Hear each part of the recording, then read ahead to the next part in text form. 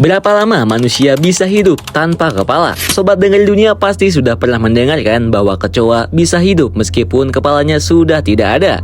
Kecoa bahkan bisa hidup selama sekitar 3 minggu tanpa kepala jika semua nutrisi masih tercukupi. Ternyata ini disebabkan kecoa tidak memerlukan mulut untuk bernapas, melainkan mengandalkan anggota tubuhnya tuh guys. Dari sini kita semua pasti pernah berpikir, apakah manusia juga bisa hidup meskipun tanpa kepala? Jika belum tahu jawabannya, yuk kita bahas di video kali ini guys. Fenomena hewan tanpa kepala memunculkan rasa penasaran yang mendalam bagi para ilmuwan di dunia. Pada tahun 2011, sekelompok ilmuwan di Belanda melakukan eksperimen terhadap tikus dan menemukan hal yang mengejutkan nih guys. Otak tikus masih menunjukkan aktivitas gelombang otak meskipun kepalanya telah dipenggal. Aktivitas gelombang otak tikus yang masih berlangsung setelah kepala dipenggal terjadi karena otak tidak langsung kehilangan semua fungsinya begitu suplai darah terhenti nih guys.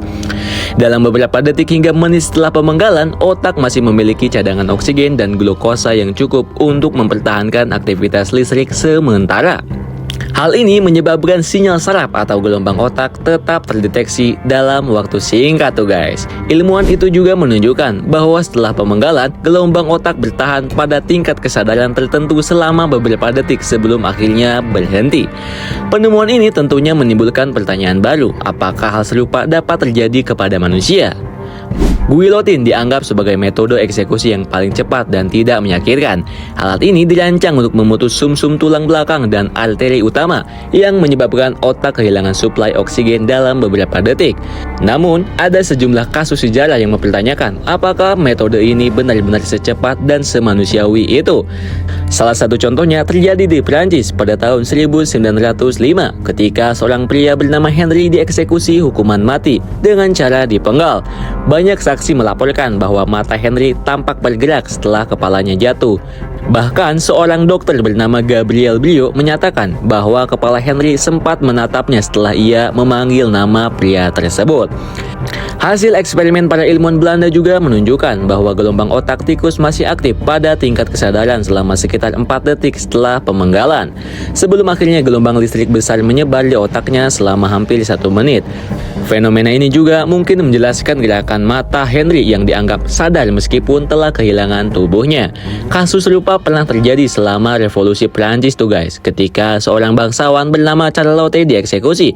Wajahnya yang telah terpenggal dilaporkan menunjukkan ekspresi marah setelah jatuh ke dalam keranjang. Hal ini juga diduga dipicu oleh tindakan algojo yang memanipulasi kepala tersebut sebagai rangsangan fisik.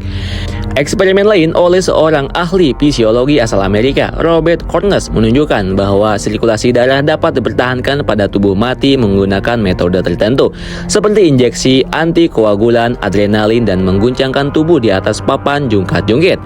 Teknik ini juga bahkan berhasil menghidupkan kembali seekor anjing yang telah mati. Temuan ini memicu spekulasi apakah fungsi otak pada kepala yang terpenggal dapat diperpanjang. Ketika berbicara tentang transplantasi kepala pada manusia, tantangan terbesar adalah menyambungkan kembali sumsum tulang belakang yang terputus nih guys. Para ahli bedah menganggap ini mustahil karena saraf yang mati tidak dapat pulih sepenuhnya. Namun seorang ahli bedah kontroversial bernama Sergio Canavero mengklaim bahwa ia telah berhasil melakukan transplantasi kepala pada seekor monyet dan ia siap mencoba prosedur serupa pada manusia, meskipun mendapatkan penolakan keras dari komunitas medis internasional tuh guys. Canavero tetap melanjutkan rencananya tuh guys. Ia bahkan menemukan seorang sukarelawan bernama Valery Spiridonov, seorang pria Rusia yang menderita kelainan otot bawaan.